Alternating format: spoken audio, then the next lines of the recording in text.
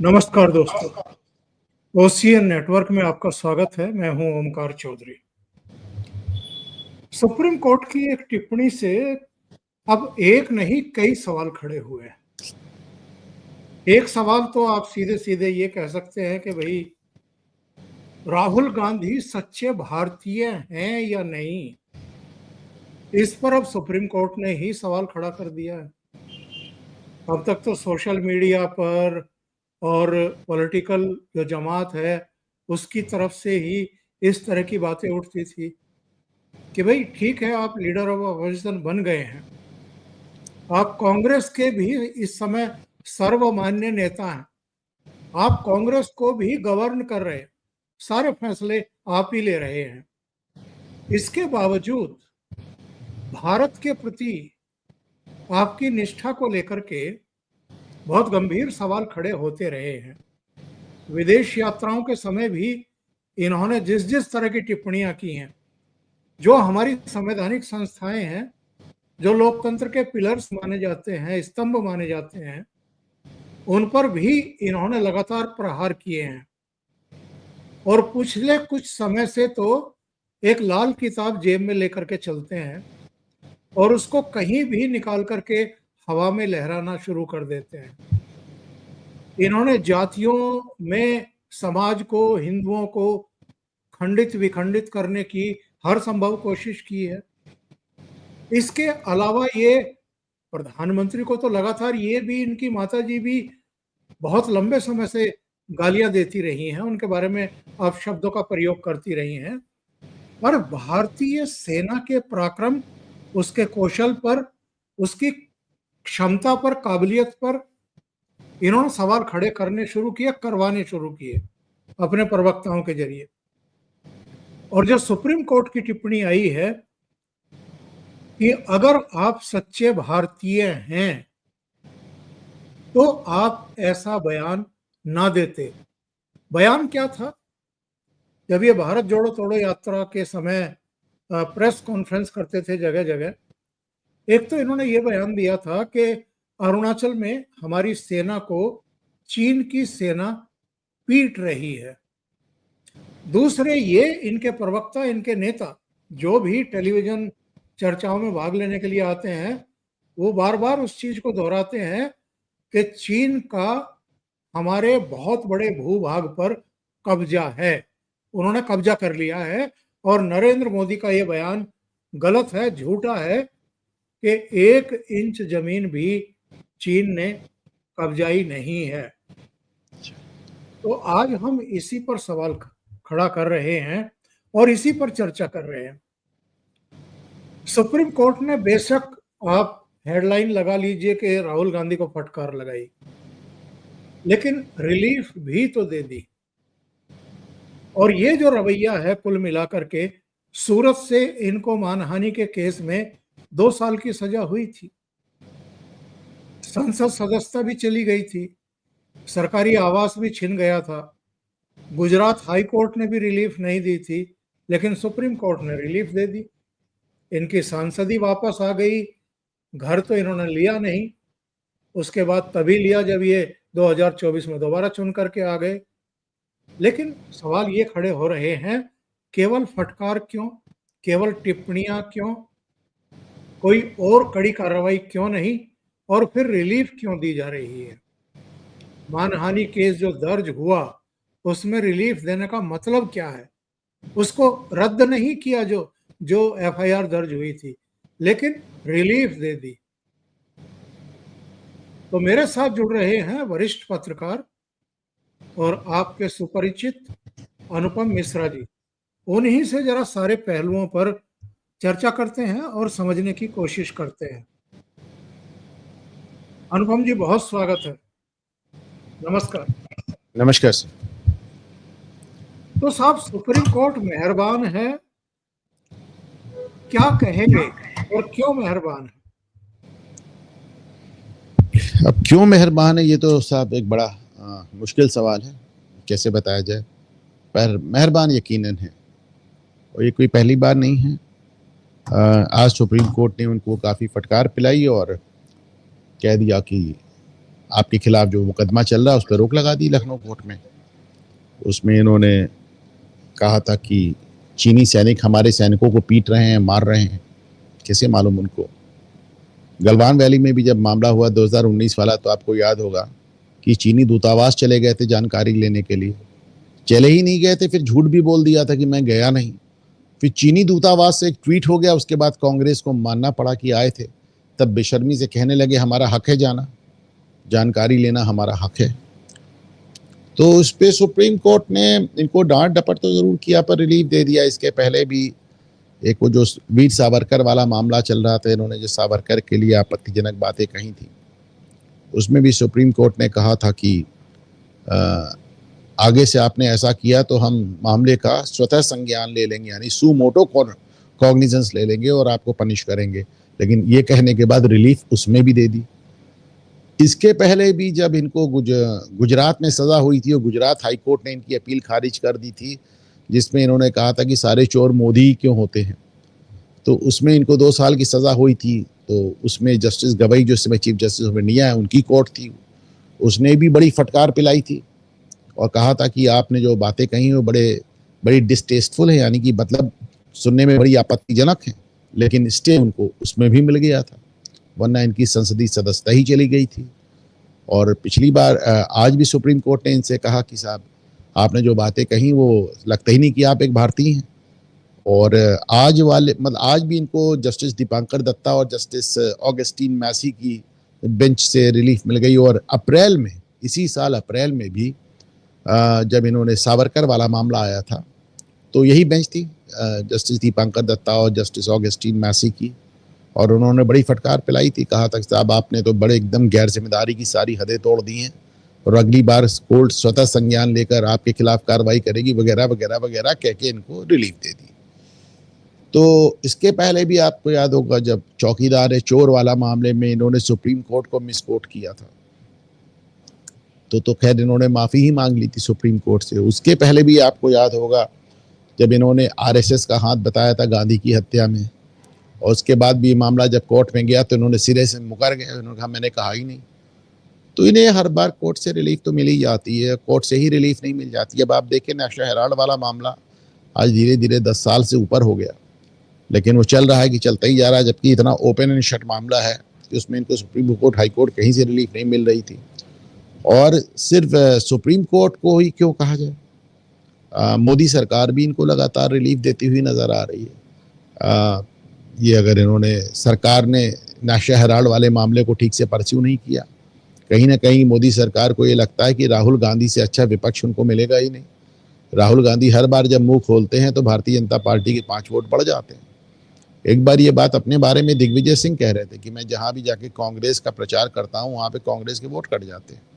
तो राहुल गांधी का भी कुल मिलाकर एक यही एक अंदाज है, वो तो कांग्रेस को एकदम खत्म करने पर आमादा है। तो ऐसे एक अंग्रेजी में कहावत है ओंकार सर की, giving someone a long rope, यानी किसी को इतनी लंबी रस्सी दे दीजिए कि वो खुद ही उसमें लटक जाए। तो भाजपा सरकार भी कहीं ना कहीं इनको इतनी लंबी रस्सी दे रही है कि ठीक है आप जितना बोल रहे हैं आप उतना ही फंस रहे हैं। तो वो भी सरकार भी इनके खिलाफ कोई बहुत कार्रवाई करने में दिलचस्पी लेती नज़र नहीं आती है। और हालांकि अभी ये जो 2 मामले हुए हैं, ये खास तौर से जो फौज वाला मामला है, सेना वाला मामला है, और इसके पहले जो सावरकर वाला मामला था, ये दोनों ही मामले उत्तर प्रदेश में दर्ज हुए थे। और उत्तर प्रदेश सरकार ने सुप्रीम कोर्ट में अपना रुख बड़ा साफ कर दिया योगी सरकार ने। उन्होंने कहा साहब हमारा पूरी तरह से हम कन्विंस्ड है, हमारा मानना है कि उन्होंने अपराध किया है। और अच्छा चीज़ और होती है, रिपीट ऑफेंडर हो गए हैं ये, चूंकि इनको बार बार कोर्ट से रिलीफ मिल जाती है, तो अब ये एक आदतन अपराधी हो गए। ये अब इन्हें अपना मुंह खोलने से पहले सोचना भी नहीं पड़ता, तो ये कुछ भी और कभी भी कहने के लिए बेताब रहते हैं। ऐसी एक भी संवैधानिक संस्था नहीं बची जिसको राहुल गांधी ने खारिज ना किया हो, ट्रैश ना किया हो। चुनाव आयोग को वो गाली देते हैं, सीबीआई को वो बताते हैं, ईडी को वो बताते हैं, पीएमओ को वो गलत बताते हैं, सरकार को, मतलब उन्होंने कुछ छोड़ा ही नहीं। समय से पढ़ने पे तो उन्होंने अदालतों पे भी आक्षेप किया। तो राहुल गांधी चूंकि लगातार चुनाव हार रहे हैं, और इसके चलते वो अब हर दिन के साथ, प्लस उन्हें ये भी मालूम है कि नेशनल हेराल्ड वाला मामला फाइनली इतनी देर से ही सही अब लाइन पे आ रहा है। उन्हें ये भी मालूम है कि उसमें वो और उनकी माता जी दोनों लिप्त हैं। वो ये भी जानते हैं कि रॉबर्ट वाड्रा जो उनके बहनोई हैं, उनके खिलाफ जो मुकदमा है वो भी बड़ा सख्त मुकदमा है, जो उन्होंने गुड़गांव में ज़मीन का घोटाला किया था। तो एक प्रियंका को छोड़ के पूरा खानदान इसमें फंसा हुआ नजर आ रहा है। सत्ता नहीं मिल रही है, ऊपर से मुकदमे धीरे धीरे गले तक आ रहे हैं। तो राहुल गांधी मुझे लगता है कि और बेलौस और खतरनाक होते जा रहे हैं। तो छोटी छोटी क्लिप दर्शकों को मैं सुनवा देता हूँ। जो सेना के बारे में इन्होंने कहा था, जरा पहले उसको सुन लेते हैं। फिर अभी एक दिन 2 दिन पहले ही इनका एक प्रोग्राम था, वहां कोर्ट केसों के बारे में राहुल गांधी कितना एंजॉय करते हुए बता रहे थे। जरा वो भी क्लिप मैं आपको सुनवाता हूँ। को अरुणाचल प्रदेश में पीट रहे हैं, जो हमारे जवानों को अरुणाचल प्रदेश में पीट रहे हैं। मैंने कहा हिंदुस्तान की प्रेस मुझसे इनके बारे में एक सवाल नहीं पूछेगी। सच था, सच था। ये वो क्लिप थी जो बहुत चर्चित हुई थी। और एक में जो कोर्ट केसों के बारे में ये 2 दिन पहले कह रहे थे, जरा वो भी सुन लेते हैं, उसके बाद फिर अनुपम जी के पास जाते हैं। I am navigating when I am in the cases. You know, आप मुझे politically कहीं भी डाल दो, मैं navigate कर जाऊंगा, बट कोर्ट में मैं नहीं जानता क्या करना है। मुझे कहते हैं, चीमा जी बैठे, मुझे कहते हैं भैया ये बोल मत देना। अभी भी देखो, देख रहे हैं, he's looking in my direction and saying ये कुछ मतलब उल्टा सीधा, right? So I don't understand how to navigate that, and you help us navigate that. Singhvi ji helps us navigate that. Chithambaram ji, Kapil Sibal ji is not here, but he also helps us navigate that. You know, so thank you very much. क्या कहेंगे अनुपम जी, ये enjoy करते हैं इन चीजों को?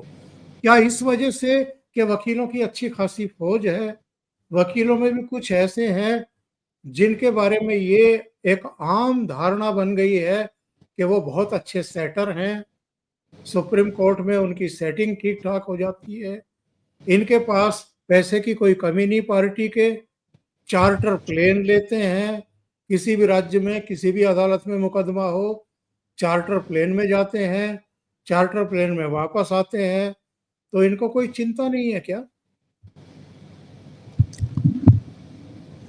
हाँ, अब एक रजवाड़े वाला हिसाब किताब है। मैं हमेशा कहता हूं कि गांधी खानदान में, सो कॉल्ड गांधी खानदान में, मोतीलाल नेहरू के बाद किसी ने काम नहीं किया। 6 पुश्तों से कोई काम नहीं कर रहा है। इनको जो कुछ मिलती वही सांसद की तनख्वाह मिल रही है। तो अगर सांसद की तनख्वाह में ये पूरी दुनिया में घूम के करोड़ों रुपए खर्च कर रहे हैं, तो इसे कैसे कहा जाए, क्या समझा जाए? और इन्हें ये भी मालूम है कि साहब जहाँ भी जाते हैं कुछ थोड़ा बहुत कवरेज भी इकट्ठा कर लेते हैं, क्योंकि नेहरू गांधी खानदान से आते हैं। और मुझे तो लगता है कि पूरी तरह से सिर्फ और सिर्फ इन्हें अपने खानदान से भी कोई मोह नहीं, ओंकार सर। अभी 2 दिन पहले कमला नेहरू जी की जयंती थी। ना राहुल ने, ना सोनिया ने, ना प्रियंका ने कमला नेहरू को याद ही नहीं किया। नेहरू को आप दिन रात याद करते हैं और उनकी पत्नी को आपने याद करने से इनकार कर दिया। आप देखें तो कमला नेहरू को याद करके कमला नेहरू को याद करने से कोई राजनीतिक फायदा नहीं होता। तो कमला नेहरू के ऊपर एक ट्वीट, एक पोस्ट, एक बयान भी बर्बाद क्यों किया जाए? यहीं जहां मैं बैठा हूं, यहां से 1.5-2 किलोमीटर दूर इनके दादा की कब्र है, फिरोज गांधी की। ना उस पर कभी सोनिया आती, ना कभी राहुल, ना प्रियंका। कभी पूरी जिंदगी में राजीव गांधी और संजय गांधी नहीं आए एक बार भी अपने बाप की कब्र पे, तो ये अपने दादा की कब्र पे क्या जाएंगे? बाबर की कब्र पे हर पुश्त हाजिरी देने जाती है। एक भी पुश्त बीच में ऐसी मिस नहीं हुई जो बाबर की कब्र पे ना गई हो। चलिए बाबर की कब्र पे जाते हैं, समझ में आता है। राम मंदिर नहीं जाते, वो भी मान लिया। अपने बाप दादाओं के कब्र पे तो जाओ भाई। पर इनको लगता है कि अगर मैं अपने दादा की कब्र पे जाऊंगा तो जो ब्राह्मण बना घूम रहा हूँ वो कैसे चलेगा? तो उसमें भी एक दिक्कत है। कमला नेहरू जिनके नाम पर जो हॉस्पिटल है हमारे प्रयागराज में, उस हॉस्पिटल की चेयरपर्सन खुद सोनिया गांधी है। कमला नेहरू ट्रस्ट की चेयरपर्सन सोनिया गांधी है, और सोनिया गांधी ने भी अब ऐसे मौके पर कोई बयान जारी करना उचित नहीं समझा। कमला नेहरू को कभी कभी मुझे लगता है बड़ी दुर्भाग्यशाली लेडी थी। अपने जीवन काल में उनको जवाहरलाल नेहरू ने ही इग्नोर करके रखा, और अब उनका वो खानदान उनको क्यों याद करेगा। तो साहब, जब आपको इस तरह की चीज़ें मिलती हैं, जैसे राहुल गांधी कहते हैं मैं तो सत्ता के बीचों बीच पैदा हुआ था, तो जब इस तरह का आपको एक प्रिविलेज होता है तो आप फिर कुछ भी कह सकते हैं, कभी भी कह सकते हैं। प्रधानमंत्री के बारे में इतना अशिष्टता से बात करते हैं। मोदी कांप रहा था, अमित शाह कांप रहा था, ऐसा वैसा, सबको जेल भेजने की धमकी देते हैं। अभी से बता रहे हैं हमारी सरकार आएगी तो हेमंत बिस्वा शर्मा को हम जेल भेज देंगे, और खुद रोज अदालत से रिलीफ पाते रहते हैं। तो ये तो एक बड़ी अजीब सी स्थिति है। लेकिन इसमें इकलौता सेविंग ग्रेस ये है, इसमें इकलौती अच्छी बात यह है कि राहुल गांधी हो सकता है कोर्ट से रिलीफ पा जाएं, हो सकता है चुनाव आयोग से रिलीफ पा जाएं, हो सकता है सीबीआई से पा जाएं, ईडी से पा जाएं, हो सकता है मोदी सरकार से भी पा जाएं, पर राहुल गांधी जनता से रिलीफ नहीं पा रहे। अनुपम जी, ये बताइए, एक नई टेंडेंसी देखने को मिल रही है, हर किसी को धमकाने की कोशिश करना और झूठ बोल करके निकल जाना। अभी अरुण जेटली के बारे में झूठ बोल दिया कि वो मुझे धमकाने के लिए आए थे, तो मैंने उनसे कहा, उनकी तरफ देखते हुए कहा कि इवन आपको आइडिया भी नहीं है कि आप किसे धमकाने की कोशिश कर रहे हैं। अगस्त 2019 में अरुण जेटली चले गए। सितंबर अगस्त 2019 में तो अरुण जेटली गए, पर अगस्त से भी 3-4 महीने पहले मई 2019 में उन्होंने नरेंद्र मोदी की जो दूसरी सरकार बनी थी उसको शामिल होने से मना कर दिया था। हाँ, उन्होंने कहा था साहब मैं सरकार में कि नहीं, मैं तो बिस्तर लग चुका हूँ साहब, मैं तो आ ही नहीं सकता, तो मेरा स्वास्थ्य ठीक नहीं है। वो लगातार एम्स में ट्रीटमेंट भी ले रहे थे, और ये विदेश भी गए थे। मुझे आकर के धमकाया कि हमारी सरकार एक्शन लेगी, और उनके जाने के भी 13 महीने बाद सितंबर 2020 में ये फार्म लॉज आए, दोनों सदनों में पारित हुए। जो इस दुनिया में नहीं है उनके बारे में भी आप झूठ बोल रहे हैं। दो बातें, पहली बात तो ये अरुण जेटली वाला मामला इकलौता नहीं है। इन्होंने यही काम मनोहर पर्रिकर के साथ किया था। मनोहर पर्रिकर जब अपनी जिंदगी के आखिरी दिनों में थे तो ये उनको बहाने से उनका स्वास्थ्य पूछने गए, और बाहर निकलकर इन्होंने मनोहर पर्रिकर के नाम से एक झूठा बयान जारी कर दिया, राफेल में भ्रष्टाचार बता दिया। मनोहर पर्रिकर ने एक तरह से अपने डेथ बेड से बयान जारी किया कि राहुल जी, मुझे ऐसी उम्मीद नहीं थी कि आप मेरा स्वास्थ्य पूछने आएंगे और मेरे ही नाम से झूठ बोलेंगे। मनोहर पर्रिकर के जाने के बाद भी ये उनके नाम से झूठ बोलते रहे। अरुण जेटली वाली बात जहां तक है, उनको मालूम था कि वो गलत कह रहे हैं, क्योंकि उन्होंने कहा कि अरुण जेटली अब इस दुनिया में नहीं है, मुझे नहीं कहना चाहिए लेकिन मैं फिर भी कहूंगा। तीसरी बात, अब कांग्रेसी ये बता रहे हैं कि साहब वो बात लैंड एक्विजिशन बिल की हो रही थी, फार्म लॉस की नहीं हो रही थी, तो भूमि अधिग्रहण कानून की बात हो रही थी। चलिए मान लिया भूमि अधिग्रहण कानून की बात कर रहे थे, पर उस मामले को भी 5-6 साल हो गया। हकीकत ये है कि जब तक आदमी सामने है तब तक क्यों नहीं बोले आप। अरुण जेटली के सामने आप बोलते तो अरुण जेटली आपको हैसियत बता देते, वो वाकपटु थे, एक माने हुए वकील थे, तो वो आपको बता देते कि क्या कैसे है। तो आज जब जेटली साहब नहीं हैं और उनको गए, मतलब इतना लंबा अरसा हो गया, 6 साल हो गए, तो आज आप कह रहे हैं जेटली ने ये कह दिया, जेटली ने वो कह दिया। मतलब दिवंगत होने के 6 साल बाद आप इस तरह की बातें करते हैं। ये बड़ी अजीब सी बात है कि आप एक तरफ कहते हैं कि जवाहरलाल नेहरू की बात मत करो, लेकिन जवाहरलाल नेहरू के जो हम उम्र थे सावरकर के ऊपर आप रोज निशाना लगाते हैं। तो आप देखें ना, ये तो एक बड़ा एक दोगलापन है इस पूरे मामले में।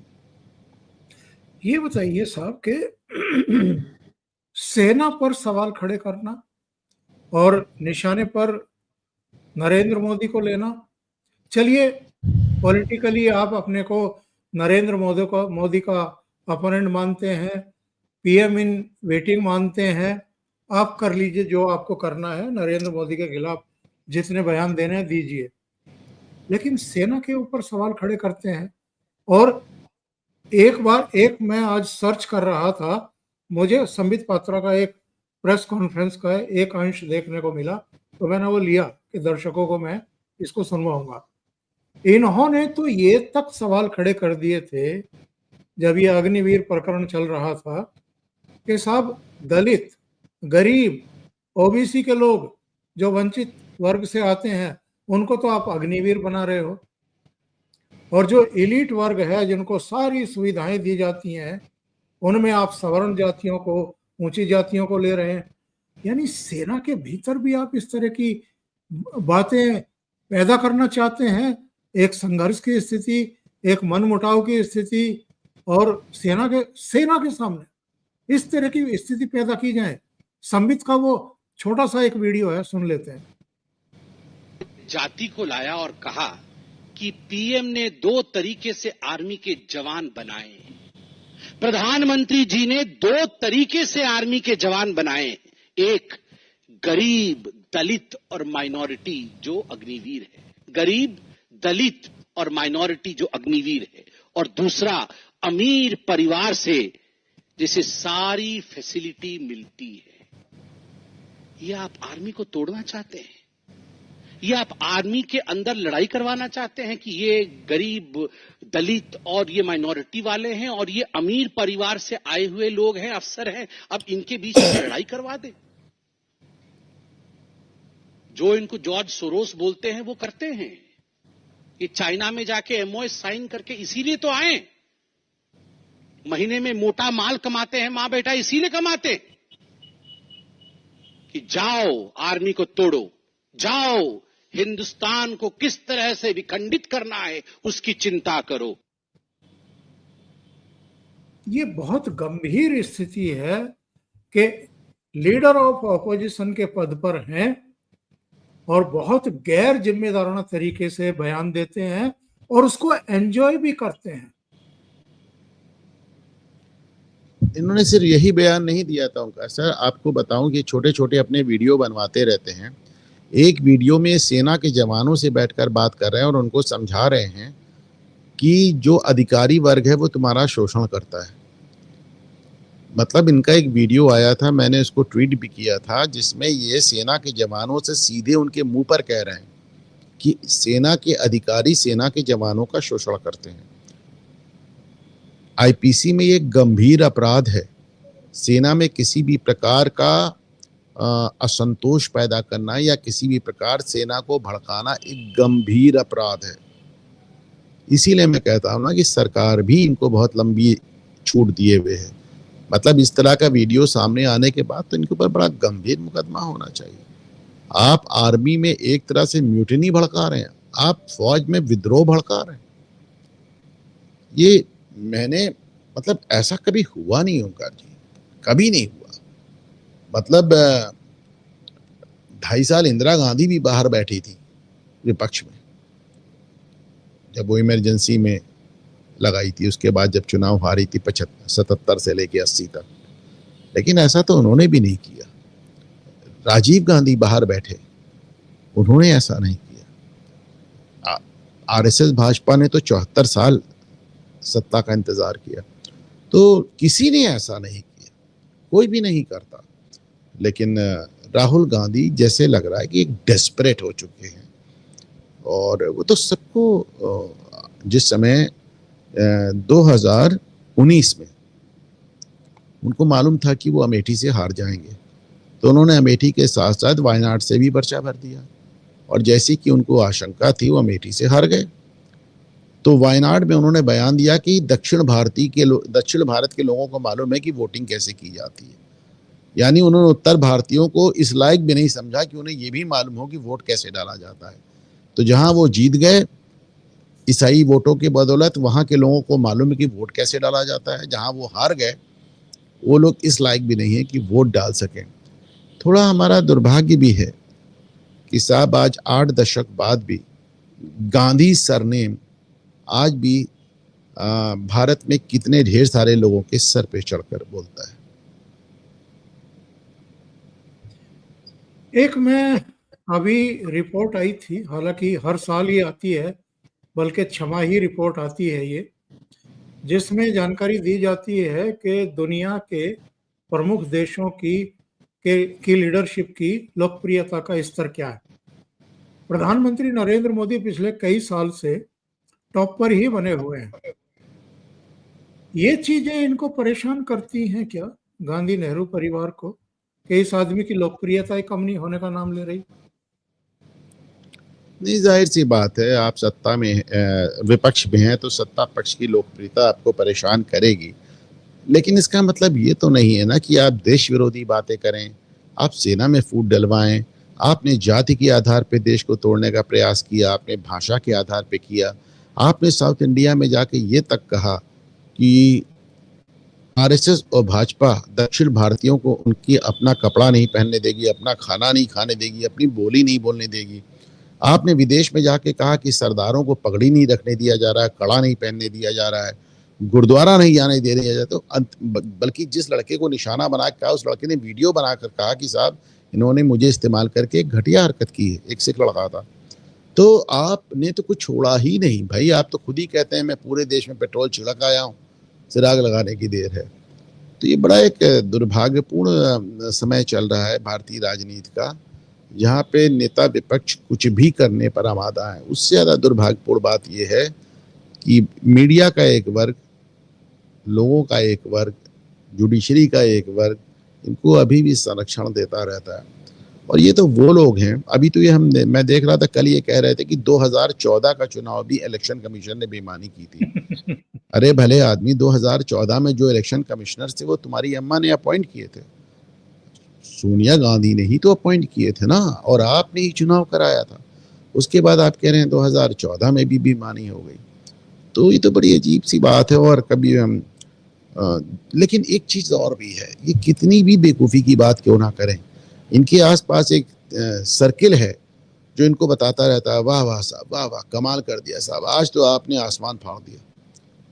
और ये उसी मुगालते में जी रहे हैं और उसी मुगालते में ये कांग्रेस की कब्र खोद रहे हैं। आपने एक घटना का जिक्र तो कर दिया जिसमें एक सिख पत्रकार को इस्तेमाल करके और सिखों के साथ भारत में क्या व्यवहार हो रहा है जो हो ही नहीं रहा। कौन कड़ा पहन रहा है, कौन पगड़ी पहन रहा है, कौन कृपाण लेकर के चल रहा है, जो 5 निशानियां होती हैं सिखों की, कौन रोक रहा है? आज तक एक भी घटना नहीं हुई। इवन मनजिंदर सिंह सिरसा बल्कि एक किस्सा सुना रहे थे कि सिखों का एक प्रतिनिधिमंडल प्रधानमंत्री से मिलने वाला था। गेट पर जाकर के मेरे मन में शंका थी कि वो कृपाण और दूसरी चीजें अंदर लेकर के जा सकते हैं कि नहीं जा सकते हैं। प्रधानमंत्री ने अपने सुरक्षा कवच को अधिकारियों को पहले निर्देश दे रखे थे कि ये सब सम्मानित लोग हैं, इनको इनके मूल रूप में आने दिया जाए, इनकी कृपाण और दूसरी चीजें वहां ना रखवाई जाए। इतनी सेंसिटिविटी प्रधानमंत्री के भीतर है, इसके बावजूद इन्होंने वहां पर। लेकिन एक और घटना का मैं जिक्र करना चाहूंगा। लंदन में ये एक प्रोग्राम में अपने सुविचार व्यक्त कर रहे थे और इन्होंने कहा कि मुझे पार्लियामेंट में नहीं बोलने दिया जाता, हमारे यहाँ मीडिया तटस्थ नहीं है, हमारे यहाँ अदालतों पर भी बहुत जबरदस्त प्रेशर है, हमारा चुनाव आयोग ठीक से काम नहीं कर रहा है। और फिर इन्होंने कहा कि पश्चिम जो है इसमें हस्तक्षेप क्यों नहीं कर रहा है, मुझे इसको लेकर के भी आश्चर्य है। यानी क्या ये देश में अराजकता पैदा करना चाहते हैं, लोगों को भड़काना चाहते हैं, दुनिया में भारत को बदनाम करना चाहते हैं, इंडियन डेमोक्रेसी को पलीता लगाने की कोशिश कर रहे हैं? भाई वो तो साफ साफ कह चुके हैं। जब आदमी कह रहा है कि पूरे देश में पेट्रोल छिड़का हुआ है, सिर्फ दियासलाई दिखाने की देर है, मतलब उन्होंने तो कोई ऐसा भी नहीं ना कि घुमा फिरा के बात कही हो, तो सीधे सीधे कह रहे हैं, कहीं उनको कोई संकोच ही नहीं। तो देखिए, राहुल गांधी मोटी मोटी एक बात जानते हैं, उनको समझ में आता है कि साहब इस देश का 20% मुसलमान घूम फिर कर उनके साथ जुड़ जाता है, चाहे वो अगर वो आज ये भी कह दें कि मैं भारत विरोधी हूँ। जैसे उन्होंने अमेरिका में एक बात कही, उन्होंने कहा हमारी लड़ाई तो स्टेट ऑफ इंडिया से, भारत राज्य से हमारी लड़ाई है।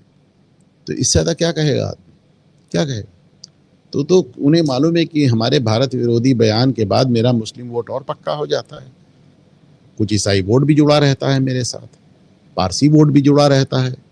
तो भाई ये सब वोट उनके साथ जुड़ा हुआ है। फिर कुछ वोट ऐसा है जो केवल हिंदुत्व के नाम पे और भाजपा के नाम पे और आरएसएस के नाम पे और मोदी के नाम पे और योगी के नाम पे भड़का हुआ रहता है, वो भी इनको मिल जाता। तो उन्हें मालूम है कि साहब हमारा इतना वोट तो हमारे साथ बना ही रहेगा कि नेता विपक्ष अब बने रहें।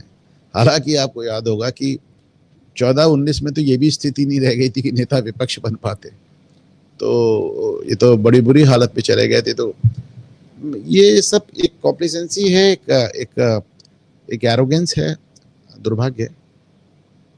लेकिन सबसे बड़ा वही सवाल जो प्रोग्राम में बैठने से पहले आपकी हो रही थी मेरे से, कि साहब क्या ऐसे कानून नहीं है या सरकार की इच्छा शक्ति नहीं है? आप देख रहे हैं, हम देख रहे हैं, पूरा देश महसूस कर रहा है, एक आदमी लगातार अराजकता पैदा करने की कोशिश कर रहा है, सबको अपमानित कर रहा है।